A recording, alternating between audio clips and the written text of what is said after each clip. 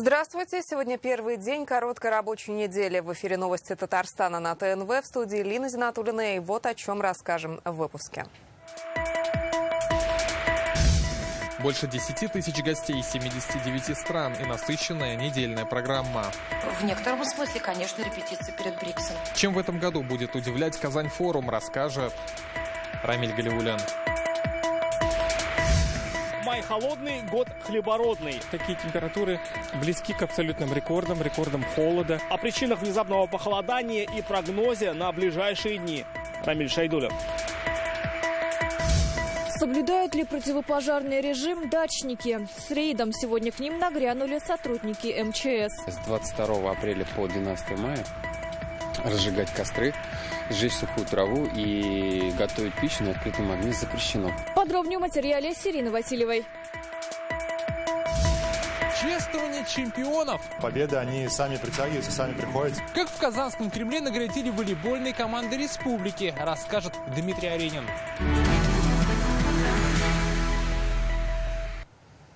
Начнем с погоды. Предстоящая ночь в Татарстане обещает стать самой холодной за всю историю метеонаблюдений в мае. Кроме того, завтра может выпасть снег. Последний месяц весны побьет рекорды как по холоду, так и по теплу. Так метеорологи республики прокомментировали резкое понижение температуры. Причина в холодном циклоне из Арктики. Последний раз подобное наблюдали в 1969 году. Тогда столбики термометров опустились до минус 1,5 градусов. О майских рекордах погоды расскажет Рамиль Шайдуллин. Сегодня в это сложно поверить, но еще на днях большая часть Казани ходила в рубашках и легких кофточках. Но сегодня мы снова утеплились. Расцвела черемуха, к концу недели обещают снег. Нормально ли это за месяц до лета? Давайте узнаем. Мама сказала, что без куртки она меня не выпустит. Студент Искандер Давлетшин сегодня в теплой кофте и куртке, не отказался бы и от шапки. Такая погода, она очень неприятная, но на самом деле у меня сейчас время экзаменов, то есть май, и я считаю, что такая погода, она прям прохладная, то есть чтобы выйти и с свежей головой, холодной головой выйти подышать. Так считают и те, кто, несмотря на холод, сегодня с удовольствием гуляет по городу. Черемуха цветет, так должно быть. Отцветет, и опять тепло будет. Для мая всегда так было.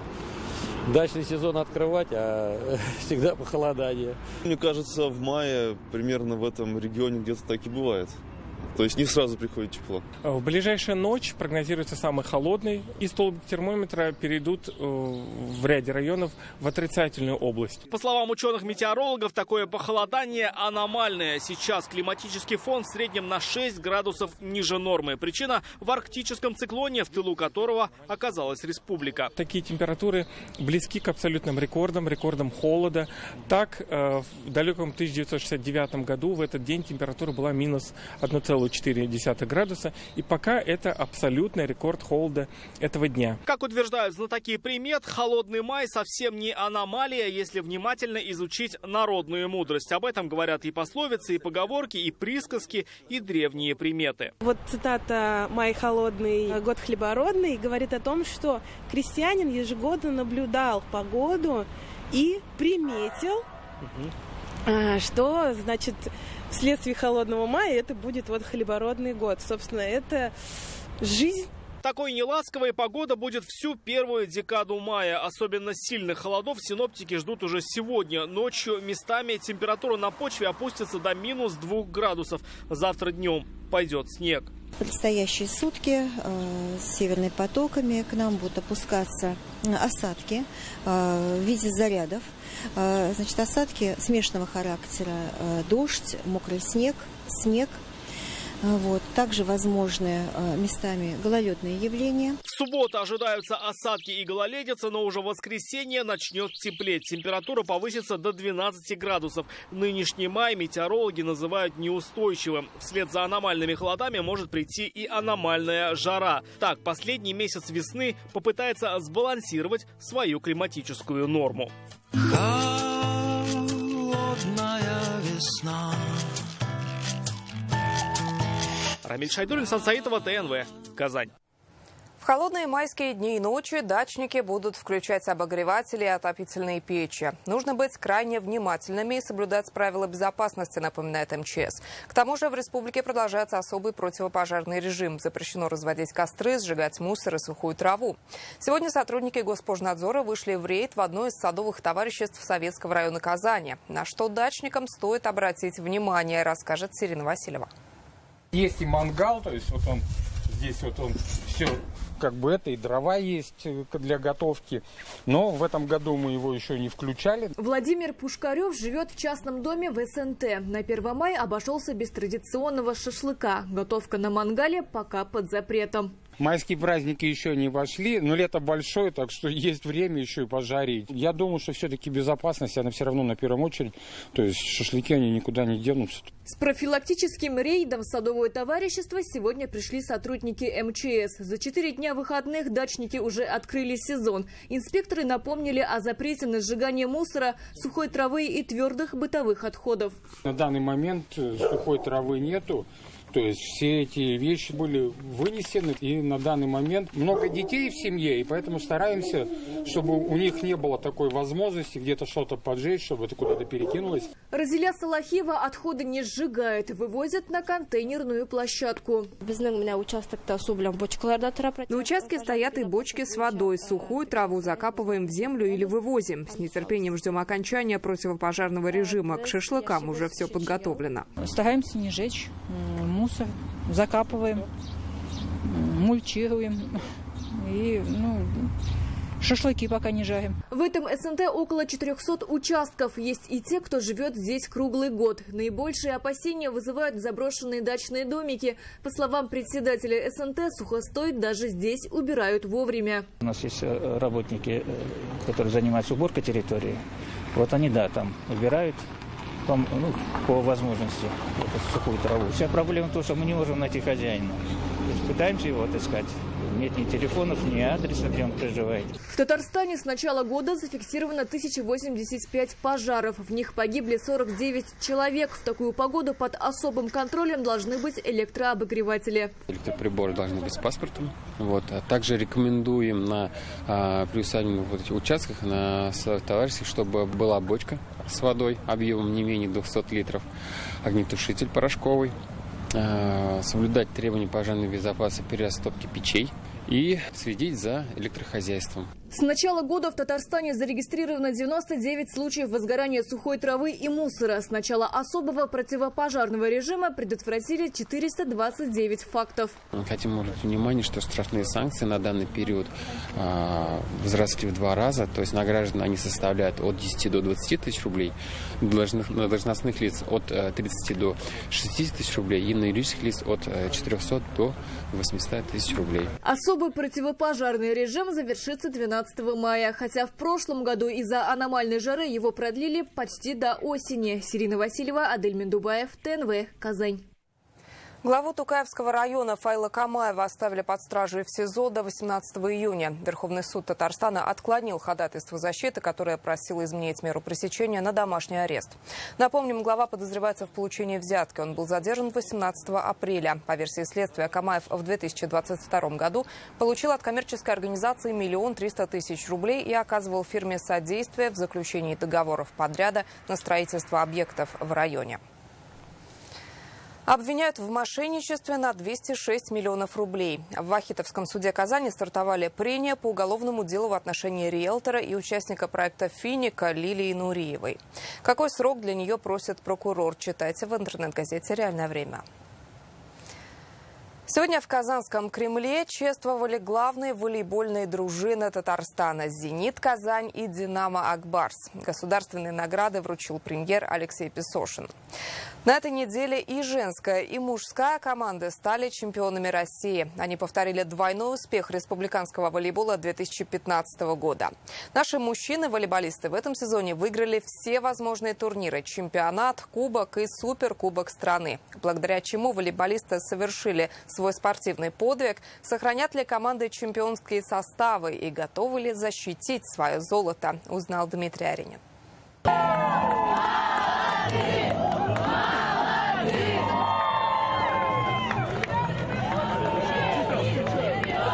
Двойное чемпионство – событие неординарное, и церемония награждения тоже необычная, объединенная. Волейболисты «Зенит Казань» предпочли остаться в спортивных костюмах, но после плей-офф сбрили бороды. Девушки же из «Динамо» Акбарс облачились в вечерние платья. Чемпионам госнаграды вручил Алексей Песошин. Премьер-министр отметил, с этими победами Казань можно с уверенностью назвать волейбольной столицей России. От имени Раисы Республики Татарстан Рустама Нургалиевича Минниханова, от имени правительства республики, от себя лично, от имени Госсовета я хочу поприветствовать вас всех сегодня в этом зале. Сегодня волейбол у нас стал одним из самых массовых, популярных видов спорта.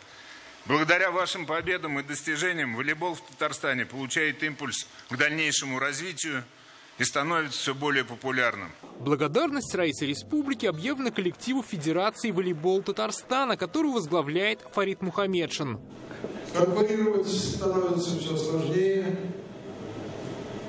Спорт в целом в стране развивается успешно, но при поддержке Раисы Республики Татарстан, Алексей Валерьевич, при поддержке правительства нашей республики, наших спонсоров, предприятий, организаций, учреждений, я думаю, мы будем в числе лидеров. В понедельник, который называют тяжелым, девушки из «Динамо» Акбарс триумфально завершили упорную финальную серию с калининградским «Локомотивом». На своей площадке волейболистки выиграли все 3 партии. «Динамо» Акбарс стала чемпионом страны в 7-й раз.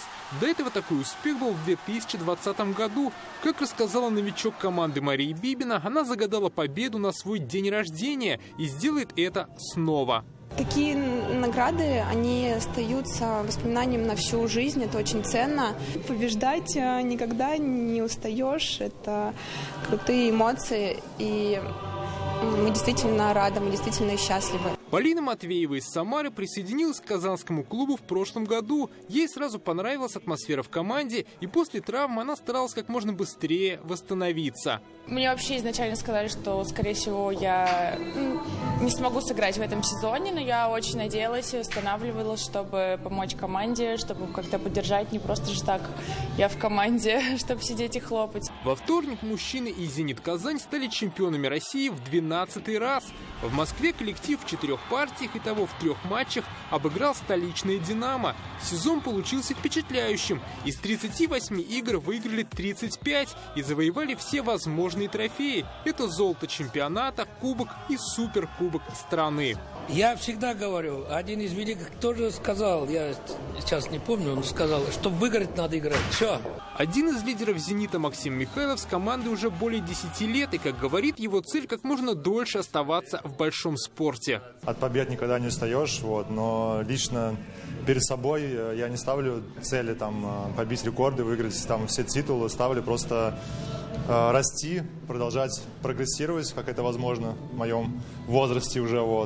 Поэтому, победы, они сами притягиваются, сами приходят, тем более у нас такая классная команда. Как говорит чемпион Дмитрий Волков, сейчас самое время уделить внимание семье. Он готовится стать отцом. Читайте какие-то книжки. Жена купила на самом деле, но я ей сказал, что я и так все знаю, поэтому начну читать чуть позже. Может, сейчас как раз в отпуске побольше времени свободного будет. Профессиональное становление «Зенит Казань» и «Динамо Акбар» состоялось благодаря физкультурно-спортивному обществу «Динамо», которое с 1998 года в республике возглавляет Азгат Сафаров. Главный тренер «Динамо Акбар» Зоран Терзич становился чемпионом 5 стран. И, как говорит такой великолепной организации, как здесь, он мало где видел. Никогда не увидел такой клуб, как «Динамо Казань». В смысле организации, в смысле слова, в смысле это просто может быть только один клуб в мире так похожий. Это Vakifbank, турецкий, и это все. Это для меня просто было удивительно. Как заявили в клубах, они намерены сохранить чемпионские составы и усилиться. Сейчас команды ушли в отпуск, затем снова предстоят тренировки и сборы. Следующий сезон стартует в сентябре. Коллективам предстоит более сложная задача – защитить свое чемпионство. Дмитрий Айрин, Рамзиль Гарипов, ТНВ, Казань. За неделю на игры БРИКС купили 10 тысяч билетов. Их стоимость от 100 до 300 рублей. Сейчас можно приобрести билеты по 13 видам спорта. Это плавание, спортивная гимнастика, фехтование, дзюдо, прыжки в воду, бадминтон, спортивная борьба, самбо, ушу, коряж. На следующей неделе в продажу поступят билеты на легкую атлетику, пляжный волейбол, бокс, гребной спорт, теннис и другие. Приобрести их можно на сайте игр или через официального партнера Кассир.ру. Напомним, международный мультиспортивный турнир «Игры БРИКС» пройдет в Казани с 12 по 23 июня. Участвуют спортсмены из 60 стран. 14 мая в столице откроется Международный экономический форум «Россия. Исламский мир. Казань-форум». Второй год подряд он проходит в федеральном статусе. Если в 2022-м участниками стали 7 тысяч человек, в прошлом году приехали 15 тысяч. Не меньше ожидают и сейчас. Уже зарегистрировались 11 тысяч делегатов. Как отметили, Казань-форум станет своего рода репетицией перед осенним саммитом стран БРИКС. Высокий статус, готовность инфраструктуры, удобство сервиса. Сегодня организаторы в Доме правительства рассказали о деловой и культурной программе. Рамиль Галиуллин с подробностями. В некотором смысле, конечно, репетиции перед БРИКСом. В Татарстане ждут гостей из 79 стран. Казань-форум посетят почти 11 тысяч человек, включая 26 почетных делегатов, министров и глав правительств. Самые большие делегации из Египта, Ливии, Индонезии и Сенегала. Основной площадкой традиционно станет Казань-Экспо. На полях форума впервые в этом году пройдут заседания межправительственных комиссий. Раньше у нас такие мероприятия не проходили. Это очень серьезный высокий уровень. Это 7-е заседание межправительственной российско-кувейтской комиссии по торгово-экономическому и научно-техническому сотрудничеству. Это заседание рабочей группы по реализации соглашения между правительством Российской Федерации и правительством Республики Узбекистан, которое будет посвящено миграционной политике, вопросам миграции, потому что сейчас на рынке труда Российской Федерации этот вопрос стоит достаточно остро, вплоть до того, что вот на таком высоком уровне будет обсуждение. Второй год подряд Казань-форум проводится в федеральном статусе. На этот раз лейтмотивом станет доверие и сотрудничество. Основные темы круглых столов – развитие транспортных коридоров, туризма, экспорта халяль-продукции, экономической безопасности и исламские финансы. Как отметили, Татарстан ежегодно наращивает товарооборот со странами организации исламского сотрудничества. За 2023 этот показатель вырос почти в 2,5 раза. Безусловно, мы будем использовать нашу площадку для представления тех наших инвестиционных проектов, которые сегодня соответствуют нормам шариата. Сегодня в этом направлении совместно со Сбербанком работа у нас уже проводится для того, чтобы уже те наши партнеры, коллеги, которые приедут к нам на Казань-саммит, еще раз им представить, показать все те возможности, которые сегодня есть в нашей республике. Сегодня председатель оргкомитета, вице-премьер Марат Хуснуллин проанонсировал деловую программу форума. В ней 125 тематических сессий. Запланировано подписание 45 соглашений. Пройдет заседание группы стратегического видения «Россия. Исламский мир», а также пленарная сессия форума, где обсудят перспективы сотрудничества России с исламским миром. Также Казань-Экспо примет форум молодых предпринимателей и дипломатов, турнир поваров и многое другое. Все дни будет работать международная выставка «Раша Халяль Экспо». В агропромпарке откроется Халяль-маркет. Здесь представят 4,5 тысячи товаров от производителей со всего исламского мира. В прошлом году в халяль-формате промпарк работал 5 дней. Ярмарку посетили 40 тысяч человек. По итогам года продукции стандарта халяль мы на 11 миллионов долларов вышли. Практически в 2 раза увеличили объем экспорта. Сегодня потребность нашей продукции, он большой, резервы предприятий имеются. У нас сегодня более 100 предприятий, которые сертифицированы по стандарту халяль. И, как еще раз повторюсь, потенциал имеется. Данное мероприятие, оно даст нам еще больше резервов, больше возможностей экспортировать нашу продукцию в те или иные страны. Программа форума выйдет за рамки Казань-Экспо. Гостей будут знакомить с промышленным потенциалом Татарстана по всей республике. Планируем проведение так называемых промышленных экскурсий для участников наших мероприятий.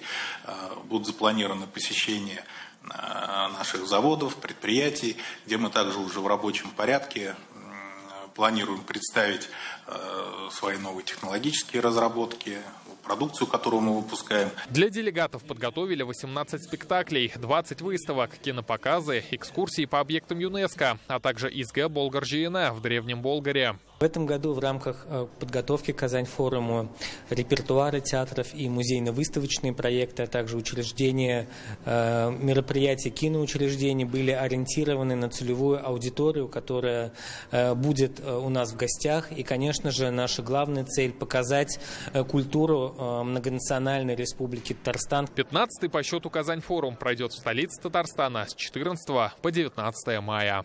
Рамиль Галиуллин, Рамзиль Гарипов, ТНВ. Казань. Во всероссийском онлайн-голосовании за объекты благоустройства приняли участие рекордные 17 миллионов россиян. Об этом сегодня Михаилу Мишустину доложил вице-премьер Марат Хуснуллин.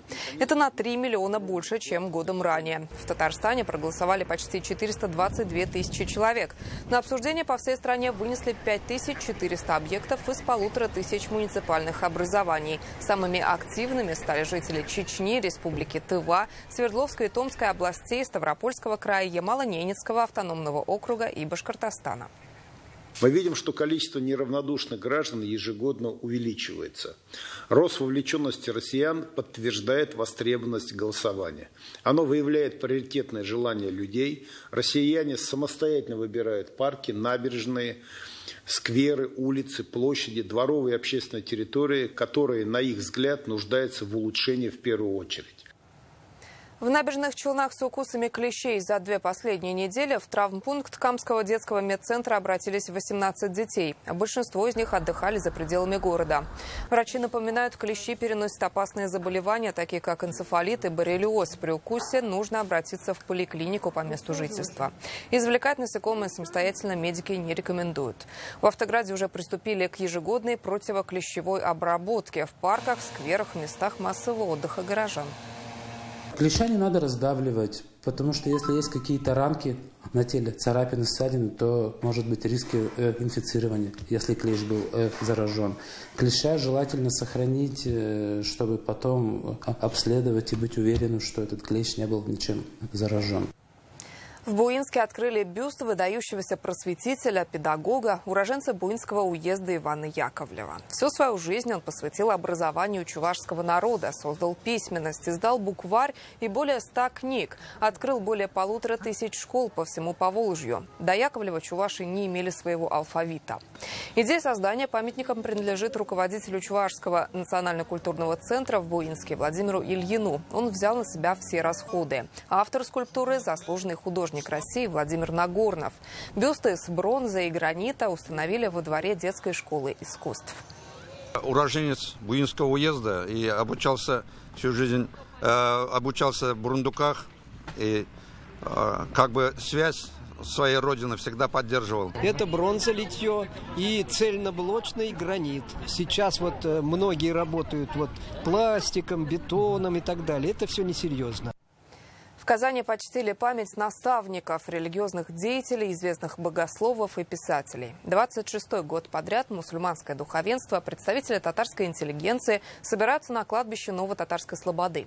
Шакир де Медресе вместе с преподавателями и историками изучают личности похороненных здесь ученых, проводят субботники, устанавливают на могилы таблички с QR-кодами. По ним можно узнать историю жизни, вклад в духовное и культурное просвещение.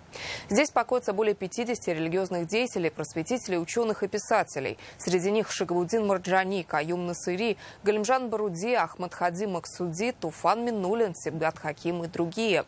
Участники сегодня почтили память великого татарского поэта Габдуллы Тукая. В этом году отметили его 138-летие.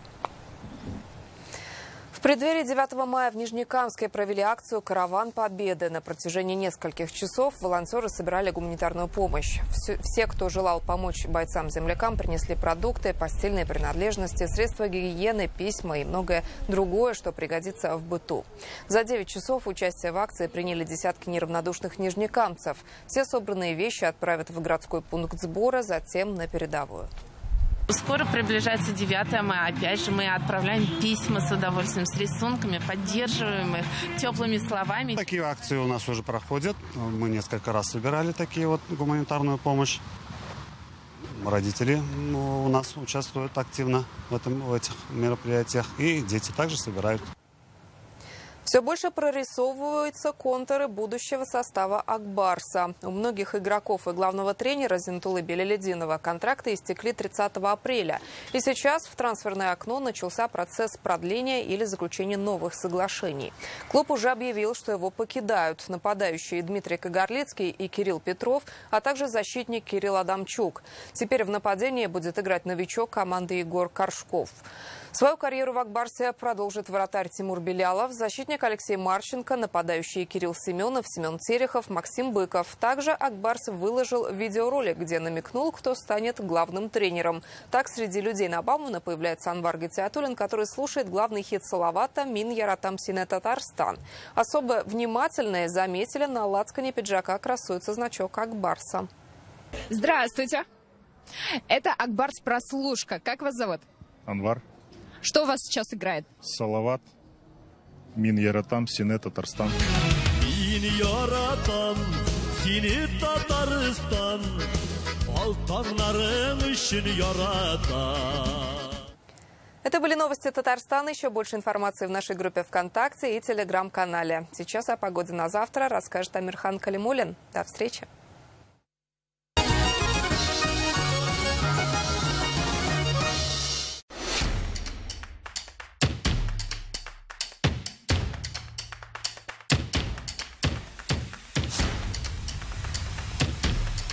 Жилой комплекс «Алтын-Яр». Счастье быть дома.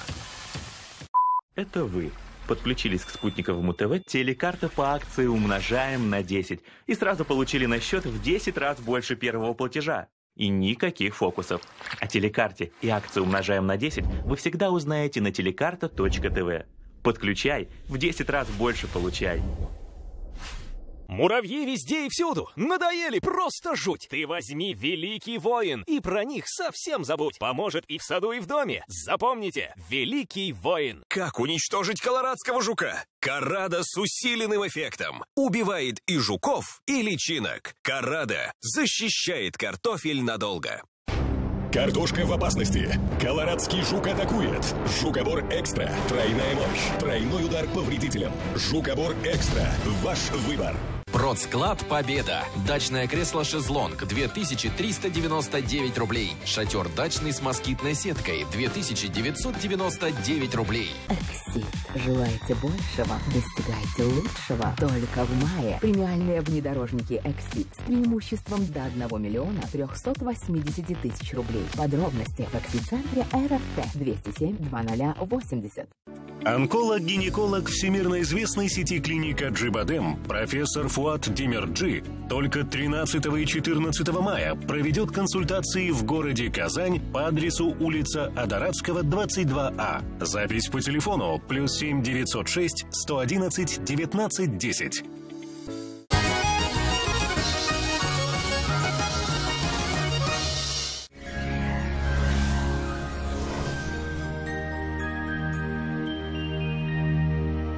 Здравствуйте! В студии Амирхан Калимуллин.